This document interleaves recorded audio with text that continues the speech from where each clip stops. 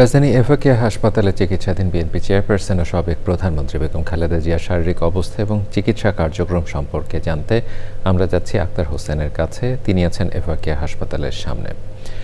আক্তার, বেগম খালেদা জিয়ার শারীরিক অবস্থা এবং চিকিৎসা কার্যক্রম সম্পর্কে নতুন কোনো তথ্য যদি থাকে সেটি আমাদেরকে জানাবেন।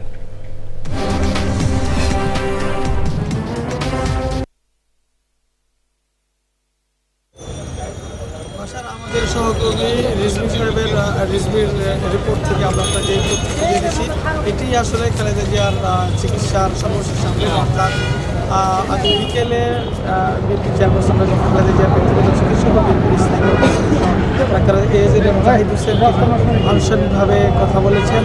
তিনি বলেছেন যে বেগম জিয়ার স্বাস্থ্যের অবস্থা স্থিতিশীল রয়েছে, অর্থাৎ আর কিছুটা উন্নতি হলেও সংরক্ষিত আসলে বলা যায় না। তবে এখন পর্যন্ত দেশি বিদেশি যেসব চিকিৎসকরা চিকিৎসা দিয়ে যাচ্ছেন, বিশেষ করে যুক্তরাজ্য, যুক্তরাষ্ট্র, চীন এবং বাংলাদেশের যে খালেদা জিয়ার মেডিকেল বোর্ডের সদস্যরা সম্মিলিতভাবে যে চিকিৎসা কার্যক্রম চালিয়ে যাচ্ছেন, সেই চিকিৎসকদের আপনার চেষ্টা হচ্ছে যে কিছুটা স্থিতিশীল হলে, অর্থাৎ কিছুটা উন্নতি হলে তাকে বিদেশে নিয়ে যাওয়ার যে চেষ্টা সেটি আসলে চলছে। বিশেষ করে BNP chairperson Begum Khaleda Zia diabetes, arthritis, liver cirrhosis সহ নানান শারীরিক জটিলতায় ভুগছেন এবং তার সমন্বিত চিকিৎসা দরকার। এর আগেও তিনি বেশ কয়েকবার হাসপাতালে ভর্তি থেকে চিকিৎসা নিয়েছিলেন। তার আগে তিনি গত বছর তিনি লন্ডনেও গিয়েছিলেন, সেখানে লন্ডন থেকে তিনি চিকিৎসা করে আবার দেশে ফিরে এসেছেন।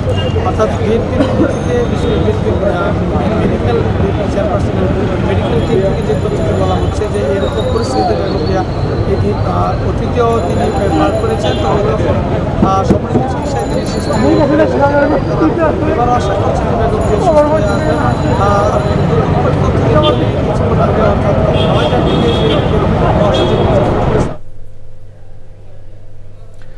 জি, ধন্যবাদ আক্তার, আপনি আমাদেরকে সর্বশেষ অবস্থা জানাচ্ছিলেন। এখানে রিজভির রিপোর্ট থেকে আমরা যেরকমটি জেনেছিলাম অবস্থা সেরকমটি রয়েছে এখন পর্যন্ত।